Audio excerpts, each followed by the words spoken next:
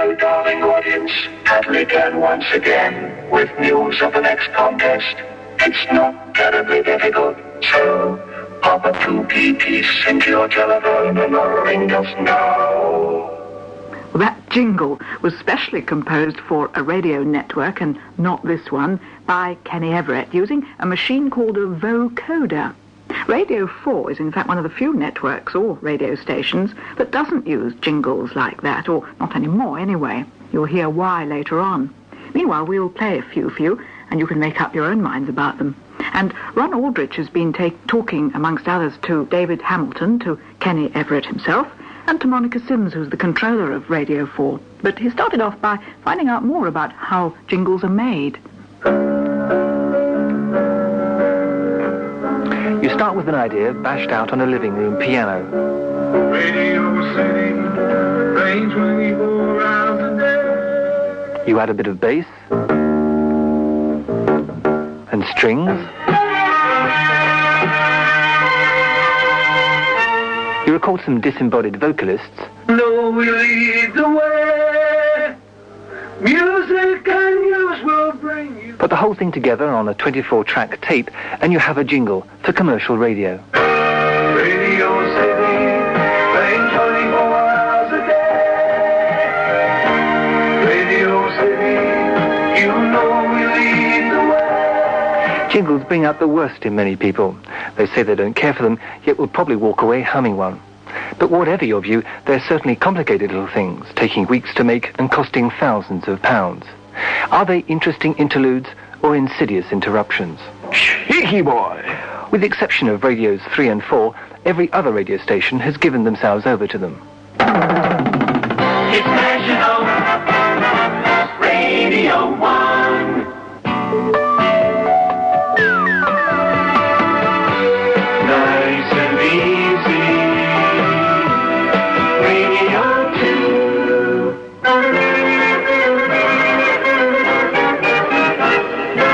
I gotta tell you about the station I adore. They're always playing all the hits and what is more. They're on in stereo, so when you listen, there's nothing missing. Just thought I'd tell you that. You gotta listen if you want to hear a sound that's better than the other stations around. It's got me raving. I'm always craving the sophisticated Capital sound. Capital Radio. The station that fits snugly into your ear.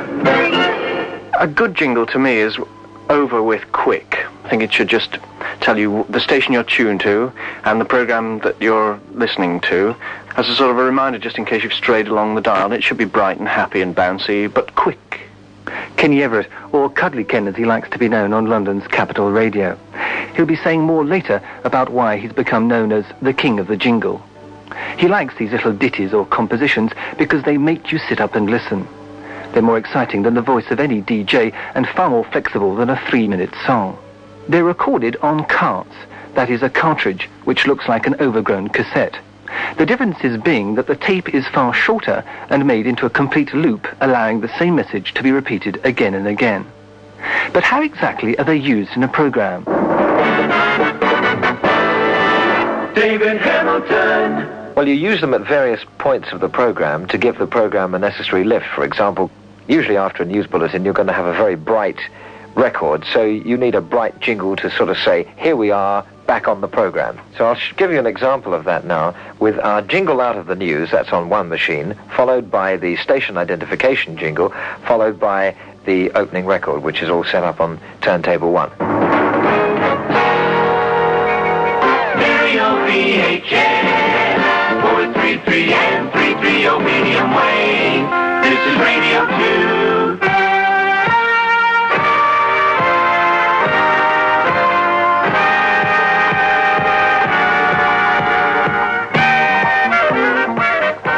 I mean, you wouldn't play a bright, strident jingle going into a ballad type of record. You'd obviously play something that would be a little more gentle.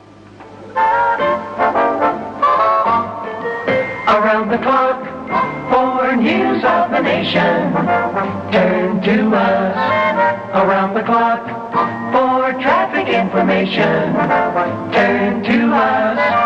Around the clock for good, easy listening. Now don't you forget. You just turn to Radio 2 from the BBC. All programs have a sort of balance and meter, or should have, and there are certain rules. For example, you don't usually play two girl singers together. You play a fast record and then perhaps a slow one, and you vary tempos. And in the same way, a jingle can change from one mood to another. It can go from a bright record to a slow one, or vice versa.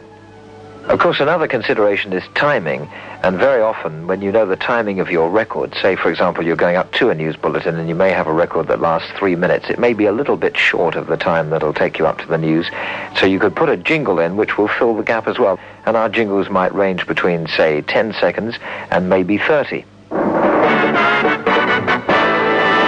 David Hamilton. Jingles then are punctuation marks and can be used to achieve all kinds of things. To sell the radio times, tell you a traffic check's coming up, or even to remind you to go to church. Radio London reminds you, go to the church of your choice. Not every radio station approves, though. Although radios 3 and 4 did use a sort of jingle during the recent wavelength changes, on the whole they've abstained from employing this method of presenting their channel's kind of style and pace. But why? Monica Sims, head of Radio 4.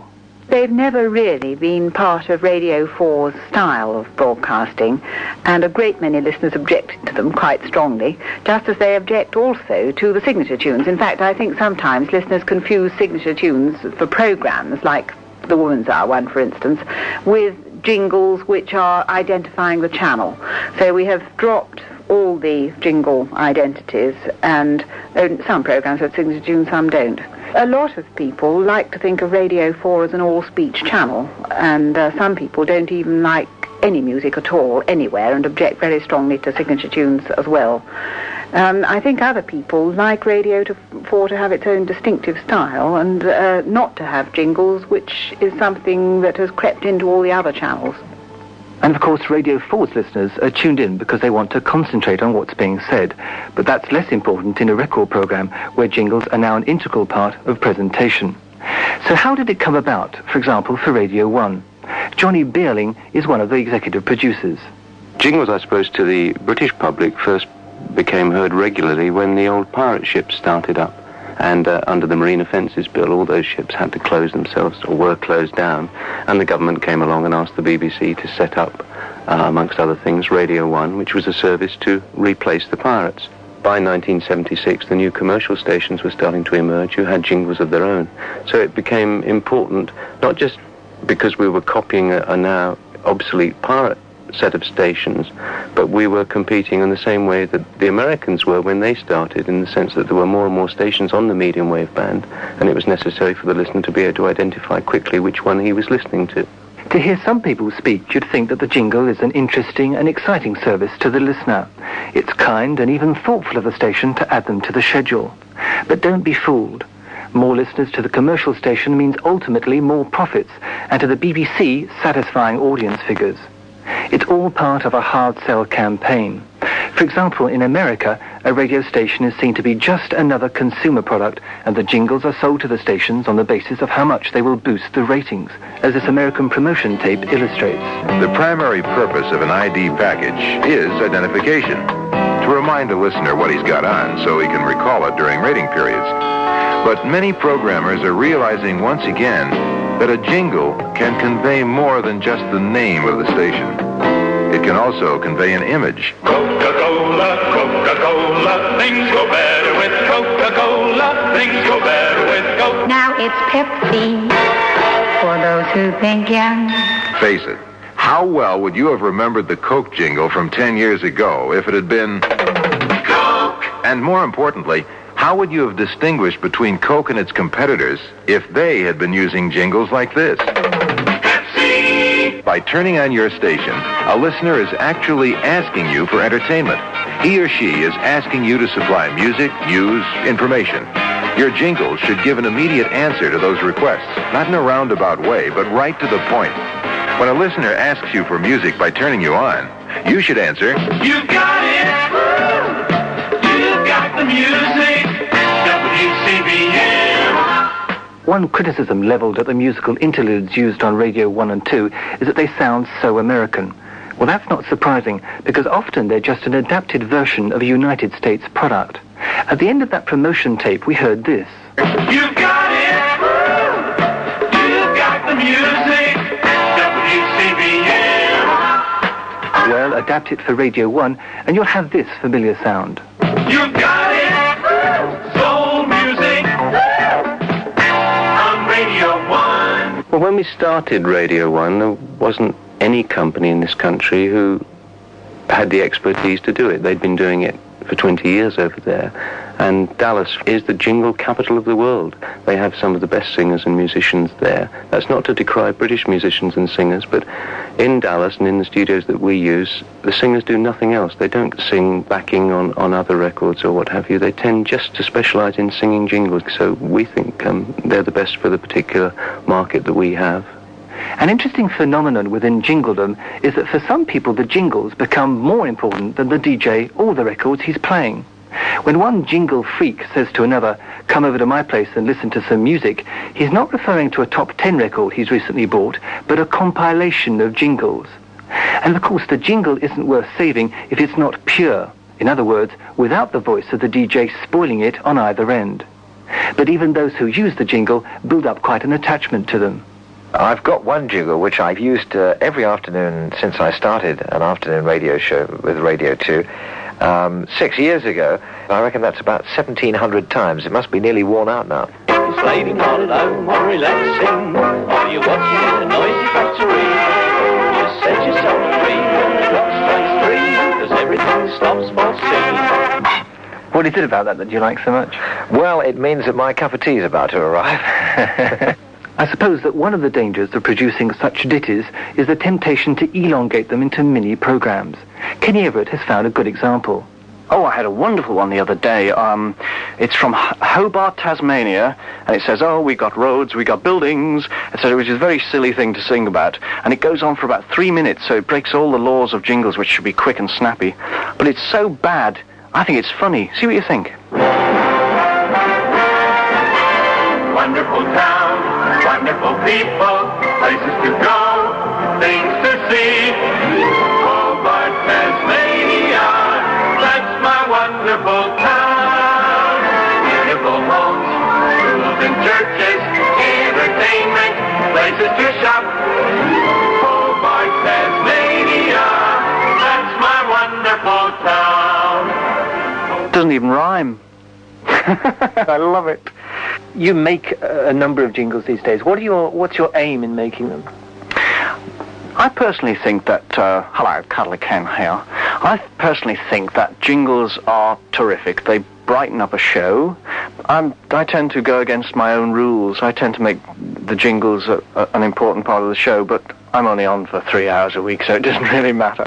But I sort of made a big thing of jingles in the early days by doing my own at the BBC, and it sort of took off from there.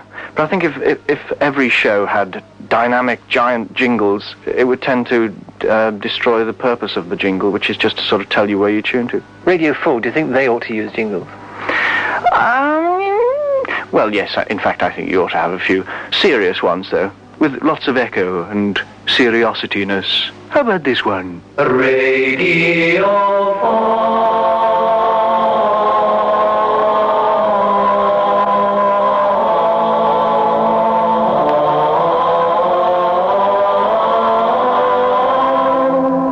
The channel that is pure and full of that which is lovely. The channel that is free from monosodium glutamate, methacrylone diphenhydramine hydrochloride, and jimmyon. And here on Radio 4 long wave, or even medium wave in certain parts, if you're listening to us on medium wave these days, we say farewell to Kenny Everett and Ron Alldridge and all those jinglers.